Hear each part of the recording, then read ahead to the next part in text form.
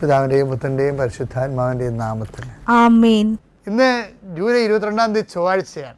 അമ്മേ പരിശുദ്ധമ്മേ, അമ്മേ പരിശുദ്ധമേ, ദൈവമാതാവേ, കൃപാസനത്തിലൂടെ ഞങ്ങൾക്കും ഞങ്ങളുടെ ദേശത്തിനും അമ്മ മധ്യസ്ഥം തേടി തന്ന എല്ലാ അനുഗ്രഹങ്ങൾക്കും കൃപകൾക്കും ഞങ്ങളിപ്പോൾ ഹൃദയം നിറഞ്ഞ നന്ദി പറയുന്നു.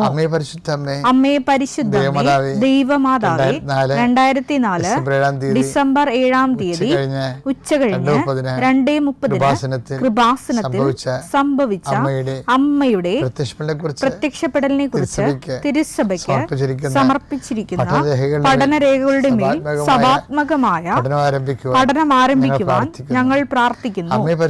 അമ്മേ പരിശുദ്ധമേ, ഭൂസ്വർലോകങ്ങളുടെ രാജ്ഞിയായ അങ്ങേയ്ക്ക് ഭൗമ സംരക്ഷണത്തിനായി പ്രപഞ്ചപ്രകൃതിയെ തന്നെ തിരുസഭ പ്രതിഷ്ഠിക്കുവാൻ ഈ പ്രത്യക്ഷീകരണ വഴി ഇടയാക്കണമേ. പരിശുദ്ധമ്മേ, ജപമാല മാതാവേ, സകല കൃപാസനം പ്രാർത്ഥനകളോടും ചേർത്ത് ഞങ്ങളിപ്പോൾ പ്രാർത്ഥിക്കുന്ന ഈ കുടുംബത്തിന്റെ പ്രത്യേക നിയോഗം.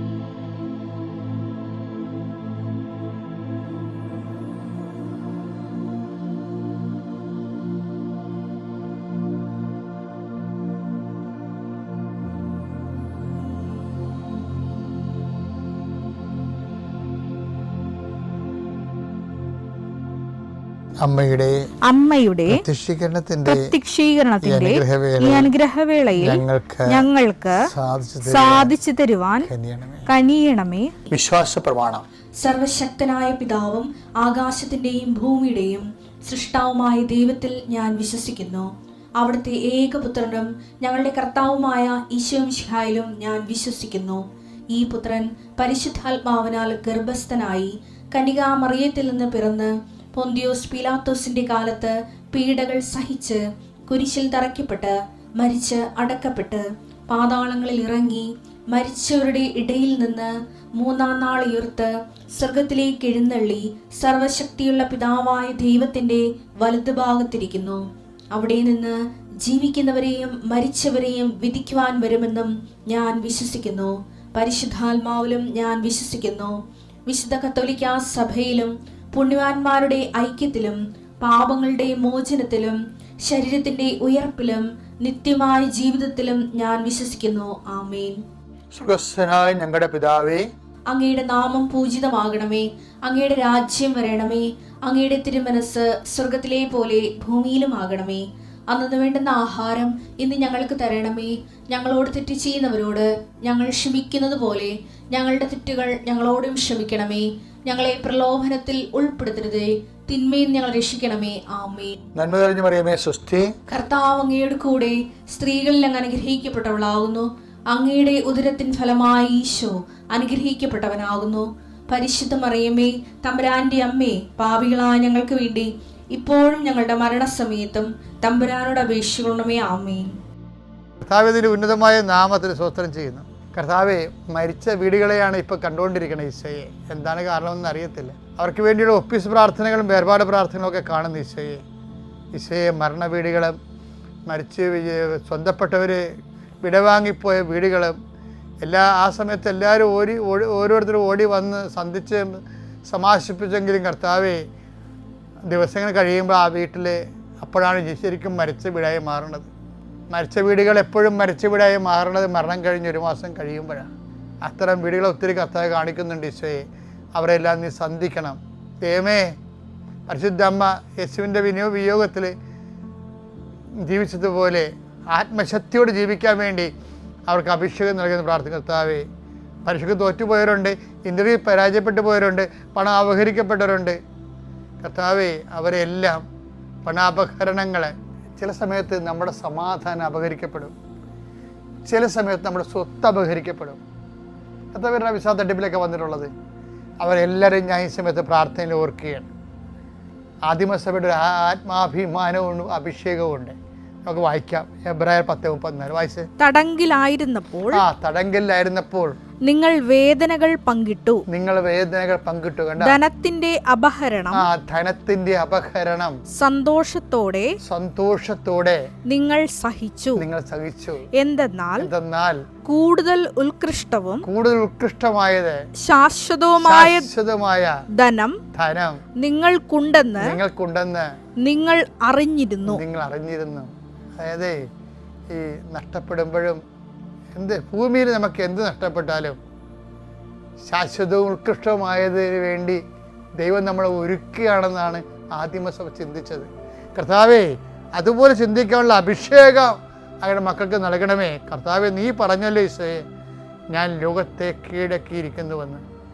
ഇതുപോലെ ലോകം നൽകുന്ന ദുഃഖങ്ങളെ കീഴടക്കാൻ യേശുക്രിസ്തുവിന്റെ വചനങ്ങളാൽ ഞങ്ങളെ അങ്ങ് ആത്മധൈര്യപ്പെടുത്തണമേ, അഭിഷേകം ചെയ്യണമേ. നിത്യം പിതാവ് പുത്രൻ പരിശുദ്ധാത്മാ സർവീശ്വര എന്നേക്കുമാമേൻ. തിങ്കളാഴ്ച എന്താ പറഞ്ഞത്? ദൈവത്തിന് ഇഷ്ടമുള്ളവരെ മാത്രമേ ദൈവം തൻ്റെ അടുക്കിലേക്ക് വിളിക്കത്തുള്ളൂ. 3:13 അനുസരിച്ചുകൊണ്ട്. അപ്പോൾ വ്യക്തികളെ അങ്ങനെയാണ്, പ്രാർത്ഥനയും അങ്ങനെയാണ്. എന്താണ്?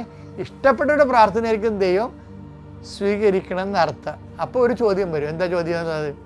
ദൈവത്തിന് ഇഷ്ടമുള്ളവരാകാൻ ഞങ്ങൾ എന്ത് ചെയ്യണം? അങ്ങനെ ഒരു ചോദ്യമുണ്ട് ബൈബിളിൽ, അല്ലേ? ദൈവത്തിന് ഇഷ്ടമുള്ളവരാകാൻ ഞങ്ങൾ എന്ത് ചെയ്യണം? യോഹന്നാൻ 6:28-29. അപ്പോൾ അവർ ചോദിച്ചു അങ്ങോട്ട് ദൈവഹിതമനുസരിച്ച് പ്രവർത്തിക്കുന്നവരാകാൻ. ദൈവത്തിന് ഇഷ്ടപ്പെട്ട രീതി അതാണ് കണ്ട. അതൊക്കെ ദൈവഹിതം ഇഷ്ടം. ദൈവത്തിന് ഇഷ്ടപ്പെട്ട രീതിയിൽ പ്രവർത്തിക്കുന്നവരാകാൻ ഞങ്ങൾ എന്ത് ചെയ്യണം? യേശു മറുപടി പറഞ്ഞു. യേശുവിന് റെഡിമെയ്ഡ് ആൻസർ ഉണ്ട്. യേശു മറുപടി പറഞ്ഞു, ഇതാണ് ദൈവഹിതമനുസരിച്ചുള്ള പ്രവൃത്തി. അവിടുന്ന് അയച്ചവനിൽ വിശ്വസിക്കുക. അവിടുന്ന് അയച്ചവനിൽ വിശ്വസിക്കുക. ആരാണ് വിശ്വസിക്കേണ്ടത്? ദൈവം അയച്ചവനിലുള്ള വിശ്വാസമാണ് ദൈവത്തിന് ഇഷ്ടമുള്ള പ്രവൃത്തി എന്ന് പറയുന്നത്. അപ്പം അയച്ചവനെ ക്രിസ്തുവല്ലേ? അപ്പം ക്രിസ്തുവിൽ വിശ്വസിക്കുന്നതാണ് ദൈവത്തിന് ഇഷ്ടമുള്ള പ്രവൃത്തി. അപ്പോൾ ദൈവത്തിന് ഇഷ്ടമുള്ള പ്രവൃത്തി ക്രിസ്തുവിൽ വിശ്വസിക്കുന്നതാണെങ്കിലേ ദൈവത്തിന് തോന്നണം നമ്മൾ ക്രിസ്തുവിൽ വിശ്വസിക്കുന്നു എന്നുള്ളത്. ഇപ്പം ക്രിസ്തുവിൽ വിശ്വസിക്കുന്നു എന്നുള്ളത് ദൈവത്തിന് തോന്നണമെങ്കിൽ നമ്മളുടെ ഈ പ്രാർത്ഥന മാത്രം പോരാ. അതാണ് വിഷയം. അപ്പോൾ ദൈവത്തിന് നമ്മളെ ഇഷ്ടമാണെന്ന് തോന്നണമെങ്കിൽ പിന്നെ എന്താനുള്ള മുമ്പിലുള്ള വിഷയം, നമ്മുടെ റിസ്ക് എന്താ?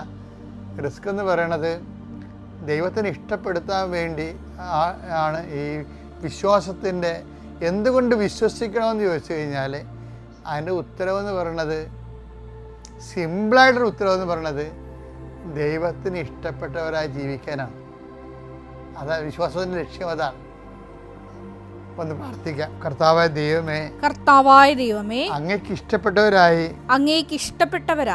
ജീവിക്കുവാൻ വിശ്വാസത്തിന്റെ പ്രവർത്തനം ഞങ്ങളില് വർത്തമാനമാകുവാൻ ഇടയാക്കണമേ. നമ്മുടെ പ്രാർത്ഥന ദൈവം ഇഷ്ടപ്പെടുന്നത് നമ്മളെ ദൈവത്തെ ഇഷ്ടപ്പെടുന്നത് കൊണ്ടാണ്. അപ്പം എപ്പോഴും നമ്മുടെ റിസ്ക് എന്താണ്? ഓരോ ദിവസവും ദൈവത്തിന് ഇഷ്ടപ്പെട്ടവരായിട്ട് നമ്മൾ മാറണം. അത്യപൂർവ ദൈവാനുഭവങ്ങൾ ഇനി നിങ്ങൾക്കും സ്വന്തം. ഈ യൂട്യൂബ് ചാനൽ ഇതുവരെ സബ്സ്ക്രൈബ് ചെയ്തിട്ടില്ലെങ്കിൽ ഇപ്പോൾ തന്നെ സബ്സ്ക്രൈബ് ചെയ്യുക. ഈ വീഡിയോ ഇപ്പോൾ തന്നെ നിങ്ങളുടെ സുഹൃത്തുക്കൾക്ക് ഷെയർ ചെയ്തുകൊണ്ട് കർത്താവിന്റെ പ്രേക്ഷിതരാകുക.